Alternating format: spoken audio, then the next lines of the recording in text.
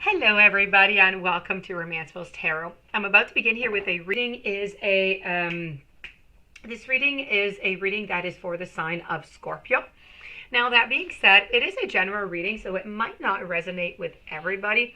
So please do take whatever resonates with you, whatever you're feeling comfortable with, and the rest of it, just chuck it, okay? If it doesn't seem right with you, don't keep it, just leave it there. If ever you do have any questions, you would like to have a personal reading, please do contact me at romancefulltarot@gmail.com, and it will be my great pleasure to send you the different type of readings so that we can go and get those answers that you just aren't getting. Also, if you have not yet subscribed to the channel and you do enjoy the channel, please do take a brief moment to click the subscribe button to show your support to the channel and to myself, and I would be very, very grateful. So I'm going to explain to you what I'm doing here because it's not what I usually do. So usually I work a lot with tarot and oracle, and I mix them all up with fortune telling cards. Today it's different. I'm using a brand new deck. It's absolutely amazing, and it is all about your blind spots. The blind spot, and here we go. They're just absolutely beautiful. I love them. So here we go. Your blind spot is all about their motives. So when you draw this sigil, you are not seeing the true motives of the other person, or perhaps multiple other people involved in the situation. Unfortunately, if what you were unaware, of where their positive intentions, you would have drawn a sigil that assists you with your own fear and distrust.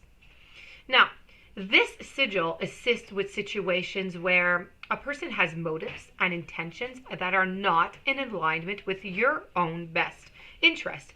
And perhaps they have motives that are not in alignment with their own best interest. It goes both ways. Now, sometimes in order to preserve our idea of a reality that we want to be real, we ignore the actual reality.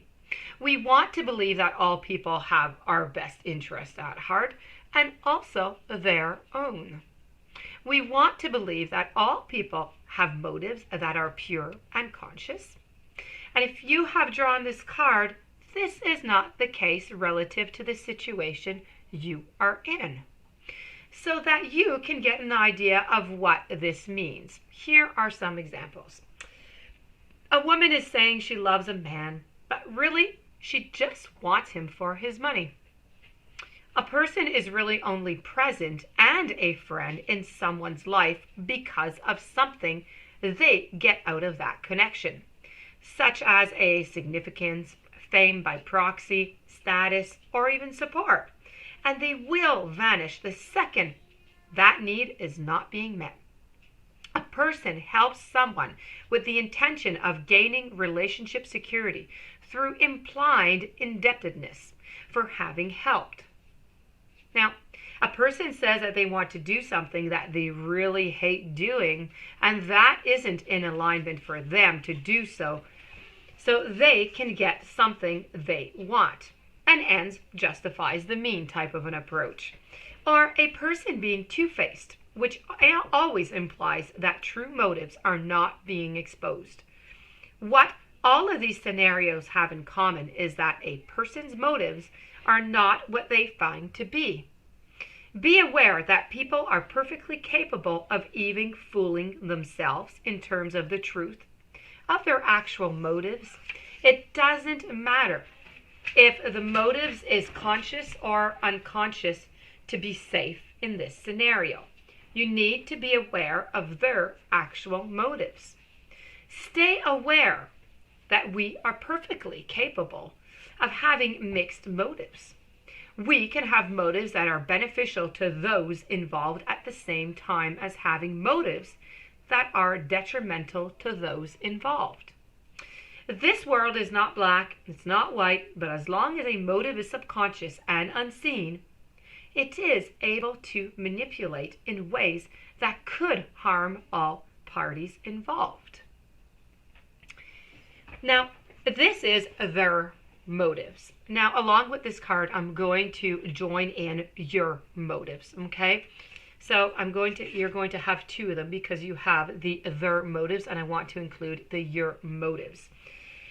Your motives are, you are not aware of your true motives in this situation at hand. In order to avoid the consequences of this blind spot, you are going to have to be brutally honest with yourself about your actual intentions, your motives, and your desires. You are going to have to do this even if it makes you feel as though you may be a bad person. As people live in torture for us to live if we have a poor self-concept. We have to see ourselves as good, but this means that for the sake of seeing ourselves a certain way and being seen a certain way, we are perfectly capable of even fooling ourselves about the truth of our actual motives, our intentions, and our desires. For example, we might gossip and plot against someone simply because we are so envious or jealous of them. We might tell ourselves that we are marrying for love, when in fact we are marrying a person simply because of status or even security. We may say yes to something we don't want to, but act as if we do want to, so that we can get whatever reward we are after. So we do this all the time. It's just we have a means to an end type of attitude.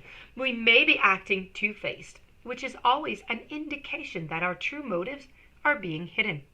We may pay the bill simply because we want to force people at the table to be indebted to staying allied with us, as if so often the case when someone does something to displease us and says, "After everything I have done for you."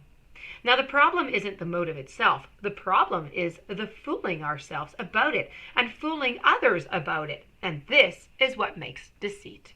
If we want to transcend this blind spot, we must be willing to feel shame. We must be willing to really admit to ourselves what our actual motives, intentions, and desires are, even if doing so makes us see ourselves as a bad or wrong.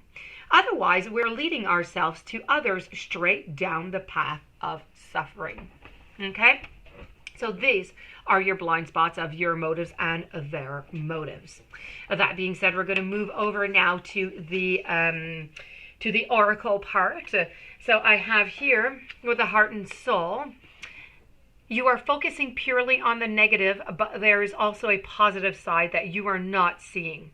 Your mental attitude and thoughts can make things seem good or bad, beautiful or ugly. All is a matter of perception and what you think you shall become. So be positive, for behind the perceived darkness there is much love, there is light, and there is good fortune. With the Lover's Oracle, when it comes to matters of the heart, there is no right or wrong. Every choice you make expands your understanding of life and love. So this, my dear friends, does conclude your reading on the blind spot, on that unconscious spot that you have. If you do have any questions, you would like to have a personal reading, please do contact me at romancefulltarot@gmail.com. In the meanwhile, please don't forget to subscribe. Stay tuned for the following readings. I do thank you for your time, your patience, and have a blessed day. Thank you so much for being there. I'll see you soon.